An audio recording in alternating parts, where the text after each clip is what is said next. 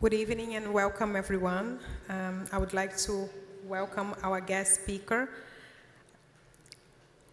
at the presentation of the exhibit Armenia, Ancient Culture, Enduring Faith. Robert Bagdazian is a development officer and the curator of the exhibit. I will leave the floor to you.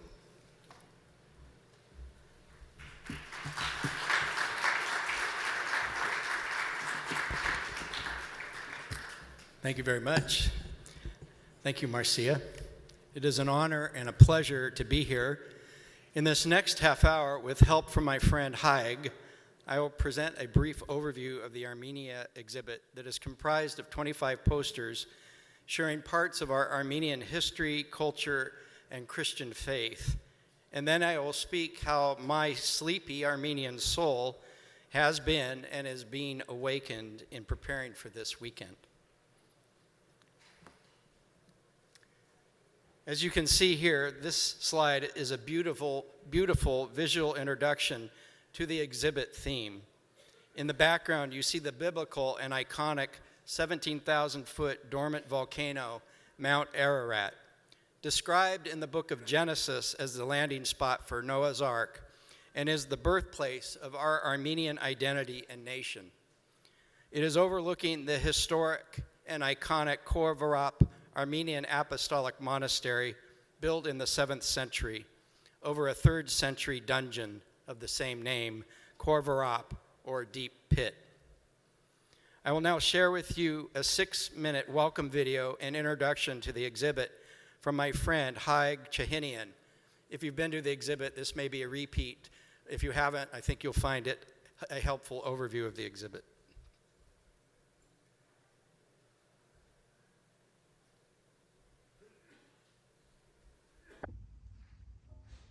Dear friends, I welcome and thank you for attending this Armenia exhibit entitled Ancient Culture, Enduring Faith at this 2024 New York Encounter. My name is Haig Chahinian, and I am a seminarian in the Armenian Catholic Eparchy of Our Lady of Narig in the United States and Canada.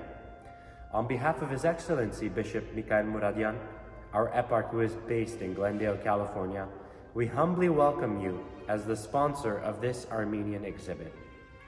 I hope this brief introduction to our Armenian history, culture, and faith will inform and inspire you to learn, to read, and learn more about Armenia and Armenians. The exhibit shows Armenia's long history from our beginnings as descendants of Noah's son Japheth around 5000 BC in the highlands and plains surrounding Mount Ararat, the resting place of Noah's Ark. As time progressed, the people in the areas surrounding Mount Ararat knitted together, and in 2492 BC, Haig and 300 compatriots fought off the tyranny of Babylon to return to their historic Mount Ararat region and formally found the Armenian nation.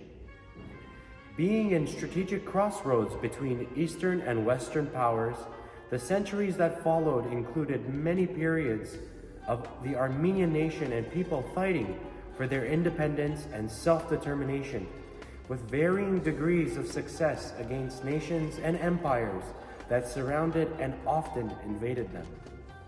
The Kingdom of Armenia reached its geographic peak under King Dikran the Great, when it stretched from the Caspian Sea to the Mediterranean Sea during the 1st century BC.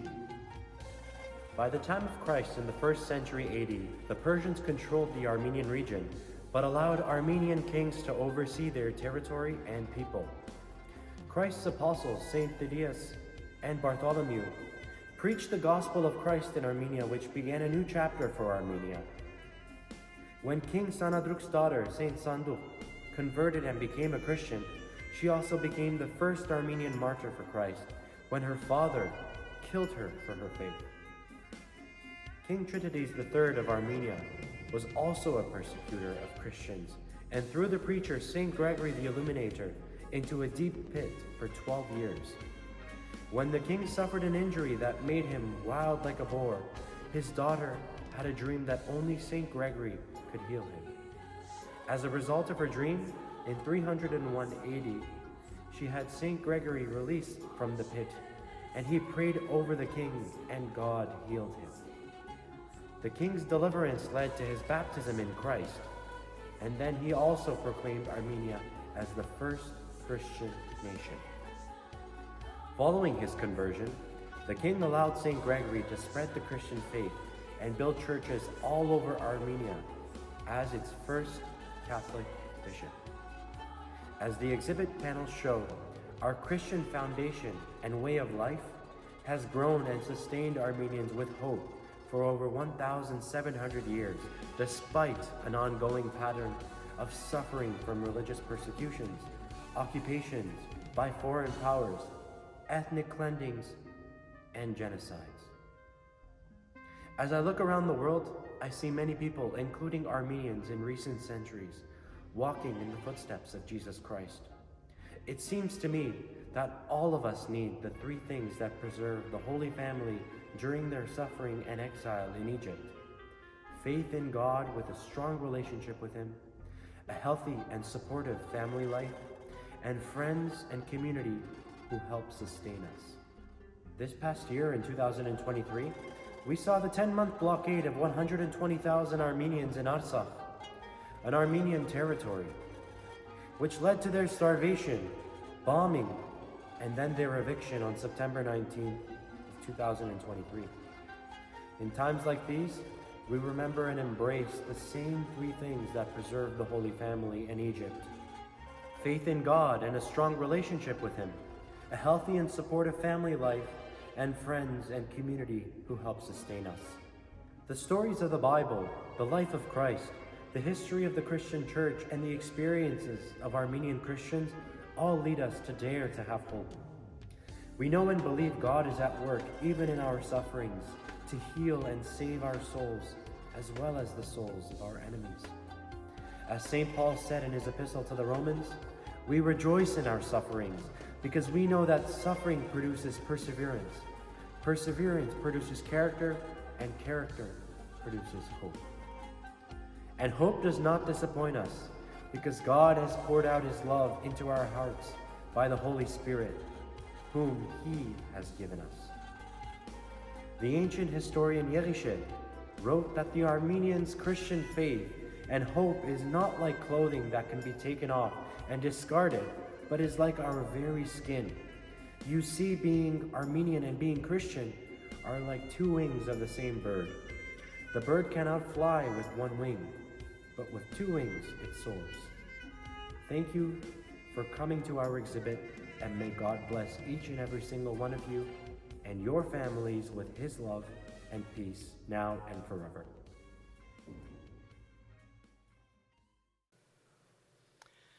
The current Democratic Republic of Armenia is landlocked in the size of the state of Maryland with half the population of about 3 million people. Located in the Armenian highlands and surrounded by Azerbaijan, Turkey, Iran, and Georgia. The independent Armenian Republic of Artsakh is to the east of Armenia in Azerbaijan, but more about that later. Some 6 million Armenians, the diaspora, live outside of Armenia, with possibly 2 million living in the USA. The size of the diaspora is a result of Armenians escaping the region due to a history of genocides, ethnic cleansing, and ongoing regional conflicts directed towards them. Armenia is 97% Armenian and Christian, with a majority of those Christians identifying with the Armenian Apostolic Church. A smaller number identify as Armenian Catholics and evangelicals. Now for my story. I live in a small town in Ventura County, California, called Santa Paula, where I also work as a development officer for a small Catholic classical liberal arts college called Thomas Aquinas College. On behalf of Armenian Artsakh refugees, and to honor my late Armenian grandparents, I want to thank Angelo Sala, Communion and Liberation, Simone Rizkala from Philos Project, for the invitation to include the Armenia exhibit. I want to thank my Armenian Catholic Bishop, Mikhail Muradian, who is here today, for his support and sponsorship of the exhibit, and the friends who have helped, including Tom and Pip Donahue, who have been our hosts for part of our trip, to the east. Thank you, Tom and Pip, for being here too. I am especially grateful for the encouragement, patience, help, and presence here of my dear wife, Mary, of 40 years. Thank you, Mary. I love you. Yez Kezi Saramaum. Most importantly, I thank God for his eternal and unfailing love.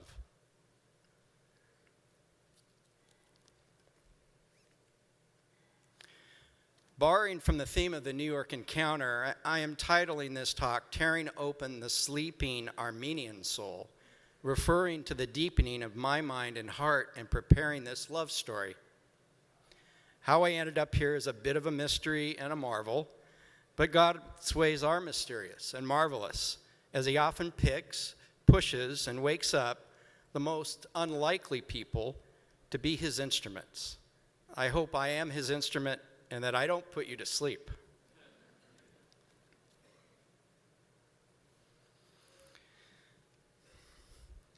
My Armenian story starts with my paternal grandparents, Azador and Haganush Bagdazian, who are pictured here with their 5 American-born children in Fresno, California in 1916. The youngest child is my father, Soren. Azador and Haganush escaped to America from Harput, Turkey. After meeting each other in the United States, they married and settled first in Watertown, Massachusetts, then in Fresno, California. My grandparents died before I was born, and my father rarely spoke about the little information they told him about their lives in Harput. But Azador did share briefly with my father general stories of barbaric killings, abuse, and kidnappings of Armenian women and wives, and the murdering of unborn babies, and children being abused and stolen by Ottoman Empire officials. Azador spoke about having a wife who died before they could escape together to America, but he never shared her name or details about her with his children. Given the trauma he generally described and his reluctance to talk about his life and wife in Harput, the family suspected his own experiences were too painful to speak about and were suppressed. Yet, despite their losses and difficulties as immigrants in exile, my grandparents were known for their devout Christian lives of hope and trust in God, gratitude, generosity, hard work, and love for others. I believe their Christian faith and virtues saved them and are the antidote to the barbarism of their time and ours. Reflecting on my grandparents and reading about the heroic Christian faith of Armenians through the ages and preparing for this exhibit has filled my heart with hope and gratitude. I would like to share with you a few significant Armenian priests and poets and their music that I find inspiring and move my heart in my study for this exhibit. Lovers are singers, and my grandparents most likely sang and prayed the Armenian hymn, Ter Vaghormia, Lord have mercy. It is said that Armenian apostolic priest Father Komitas Vardapet, the father of Armenian sacred and folk music, composer of this hymn, and a victim of the 1915 genocide, sang it upon his arrest with some 240 other prominent Armenian professionals, teachers, priests, and artists in Constantinople on April 24, 1915, the date the genocide started that killed 1.5 million Armenians. Singing this hymn in response to tyranny, the captors stood in awe, listening to this beautiful love song and prayer to God, which briefly neutralized their cruelty. Listen as Nellie Gasparian, like Komitas before her, sings with love this prayer to God that is stronger than evil. The setting is holy ground, the abandoned 10th century Armenian Apostolic Holy Cross Cathedral on Lake Van, which is now part of eastern Turkey. All Holy Trinity, give peace to the world and healing to the sick. heaven to those who are asleep.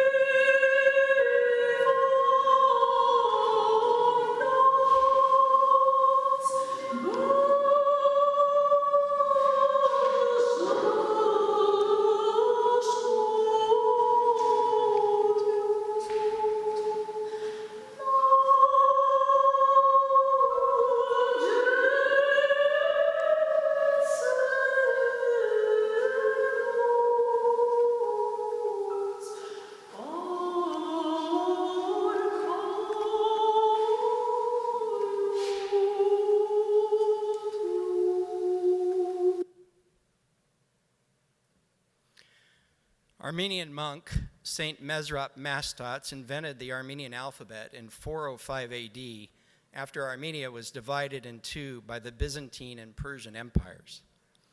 Having a divine apparition, he recorded this beautiful alphabet you see here to preserve and strengthen the Armenian identity and unity, being threatened by foreign powers ruling them. At the Amaras Monastery in Artsakh, Mastats translated the Bible, the breath of God, and other great works into Armenian, and wrote many sacred songs that Armenians still sing today. Discovering the miracle of the unique Armenian language and the beauty of these early spiritual songs has moved my heart to more fully appreciate that God has gifted Armenia and Armenians for a special mission to bring his healing and eternal salvation to all who will hear him. Listen with the ears of your heart to Saint Mastats' prayer for forgiveness, prayer for himself, prayer for his persecutors. My Eternal Plea, sung by Hasmik Bagdazian.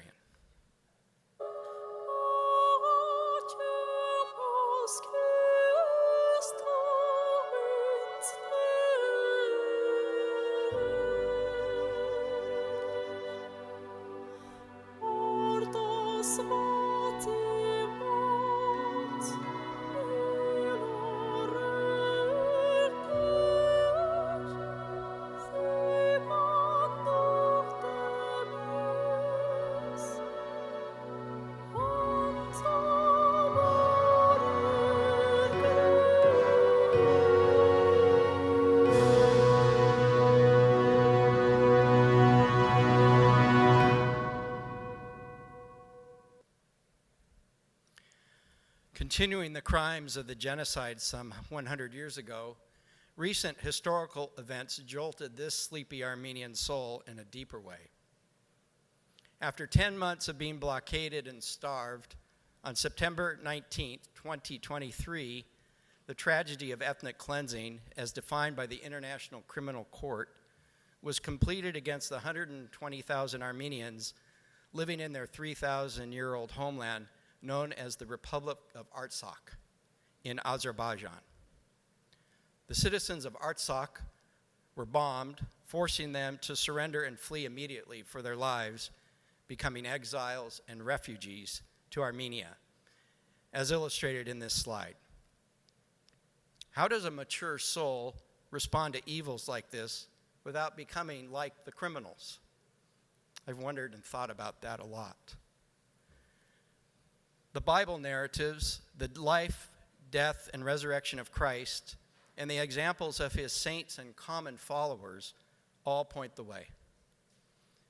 One of the saints pointing the way is a 15th century Armenian apostolic archbishop, Mogadish Nagash, who was also a poet, artist, and a harib.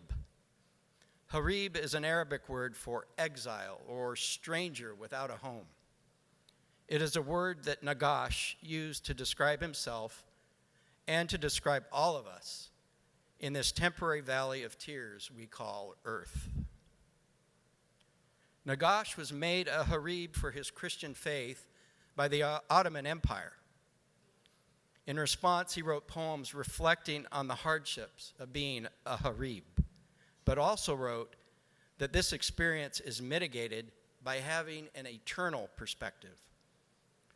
One of his poems, written in exile is titled Ode on a Harib.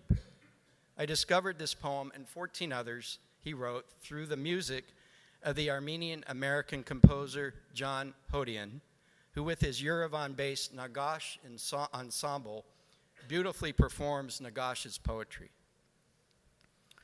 The last stanza of the Ode on a Harib is helping me not to rage, not to become a spiritual Harib, which is far worse than being a physical one. Here are the wise words to meditate on, followed by a beautiful excerpt of the Nagash ensemble playing them. And I quote, "We're all Haribs, brothers. No one ever has a homeland. We all will together depart because that life is our homeland. Find the way here on earth so that your soul is not tormented in the hereafter. Make the saints your friends and turn the angels into loved ones."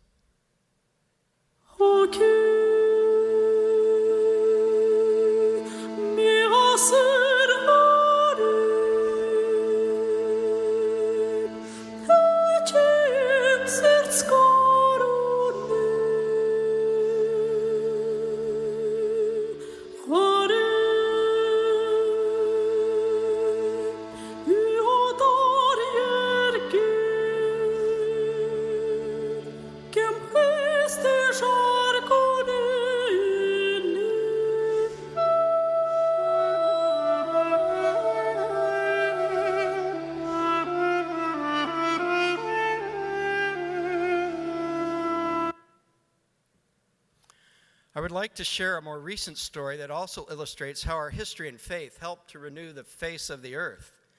Bishop Mikhail Maradian, when he was Father Maradian, was the first Armenian Catholic priest to be allowed into Armenia after the fall of the Soviet Union in 1991.